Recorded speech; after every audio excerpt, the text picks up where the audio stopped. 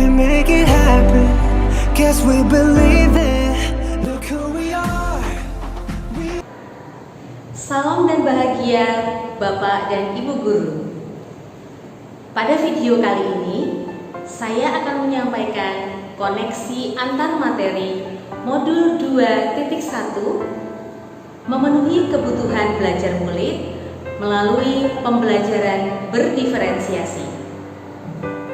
Ibu dan Bapak, pembelajaran berdiferensiasi merupakan sekumpulan keputusan-keputusan masuk akal yang dilakukan oleh guru dalam rangka memenuhi kebutuhan belajar muridnya. Keputusan-keputusan yang dimaksud di atas adalah: yang pertama, tujuan pembelajaran yang didefinisikan secara jelas. Yang kedua, pembelajaran yang bisa merespon kebutuhan belajar murid. Yang ketiga, lingkungan belajar yang mengundang murid untuk belajar dan bekerja keras. Yang keempat, manajemen kelas yang efektif yang dilakukan oleh guru. Dan yang kelima adalah penilaian berkelanjutan. Ibu dan Bapak, sebagai pendidik, saya menyadari bahwa setiap murid adalah unik dan memiliki kodratnya masing-masing. Tugas saya sebagai guru adalah menyediakan lingkungan belajar yang memungkinkan setiap anak untuk dapat tumbuh dan berkembang secara maksimal sesuai dengan kodratnya masing-masing, dan memastikan bahwa dalam prosesnya anak-anak tersebut akan selamat dan bahagia. Dengan meyakini bahwa setiap murid adalah unik, maka sebagai pendidik, kita semua juga tentunya harus membuka mata terhadap adanya keberagaman murid-murid di kelas kita. Keragaman murid itu bisa saja berupa latar belakang murid, kondisi sosial ekonomi murid, asal murid, permasalahan yang mungkin berkaitan dengan masalah emosional, permasalahan kesulitan belajar, kondisi keluarga, dan lain sebagainya. Fakta bahwa murid-murid kita memiliki karakteristik yang sangat beragam dengan keunikan, kekuatan, dan kebutuhan belajar yang berbeda, maka perlu direspon secara tepat oleh guru. Jika tidak, maka mungkin saja akan terjadi learning gap. Salah satu cara yang dapat kita lakukan untuk merespon karakteristik murid-murid yang beragam tadi adalah dengan mengimplementasikan pembelajaran berdiferensiasi. Bapak dan Ibu yang berbahagia, dalam mengimplementasikan pembelajaran berdiferensiasi, sebelumnya guru sangat perlu mengetahui dan memetakan apa yang menjadi kebutuhan belajar murid. Ada 3 kebutuhan belajar murid yang perlu diketahui dan digali oleh guru. Yang pertama adalah kesiapan belajar atau readiness. Kesiapan belajar atau readiness ini menyangkut sejauh mana pengetahuan, pemahaman, konten, konsep, atau keterampilan yang sudah dimiliki murid. Yang kedua adalah minat murid. Minat murid tentu saja menjadi motivator yang penting bagi murid untuk dapat terlibat aktif dalam pembelajaran. Ada murid yang suka dalam hal matematik, ada murid yang suka di bidang seni, ada murid yang suka di bidang bahasa, dan lain sebagainya. Lalu kebutuhan murid yang ketiga adalah profil belajar murid atau yang biasa kita sebut dengan gaya belajar. Murid-murid saya ada yang belajarnya sukanya sambil bergerak atau kinestetik, tetapi ada juga yang sangat betah belajar dengan melihat tayangan, video, atau gambar, atau yang disebut dengan audiovisual. Ada juga murid yang gaya belajarnya adalah auditori. Guru perlu menggali apa yang menjadi kebutuhan belajar murid agar dapat mengimplementasikan pembelajaran berdiferensiasi. dalam mengimplementasikan pembelajaran berdiferensiasi, guru dapat menggunakan beberapa strategi atau pendekatan agar pembelajaran yang direncanakan dapat berjalan dengan lancar.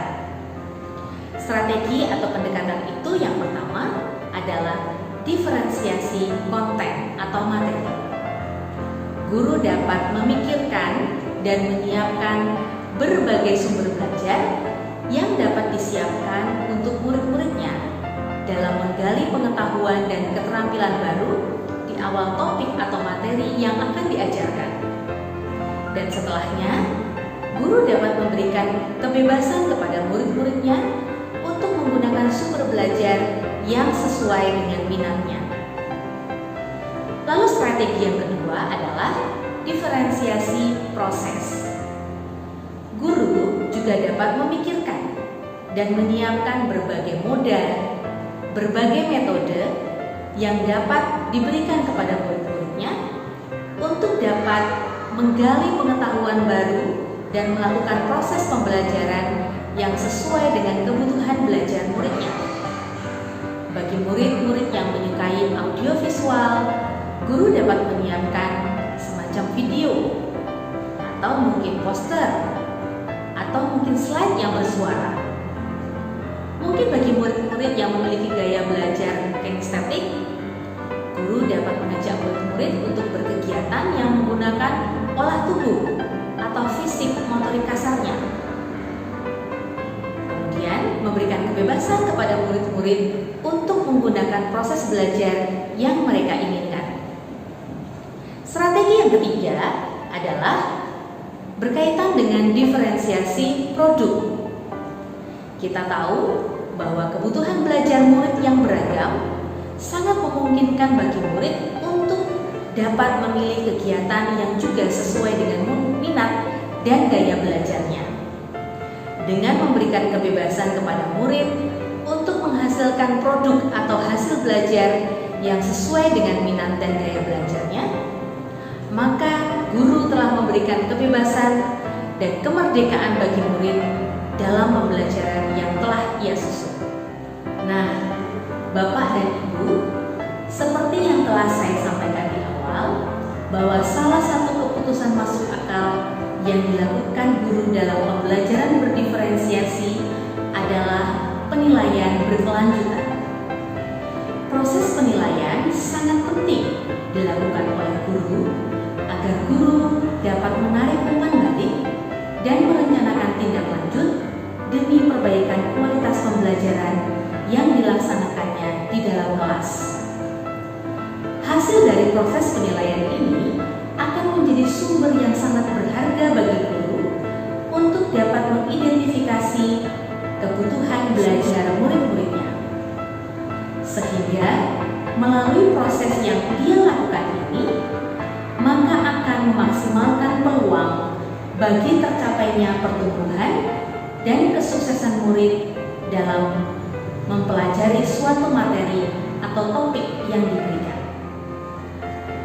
Ibu dan Bapak, menurut saya, pembelajaran berdiferensiasi yang ada pada modul 2.1 program pendidikan guru penggerak ini memiliki keterkaitan dengan materi yang ada pada modul-modul sebelumnya.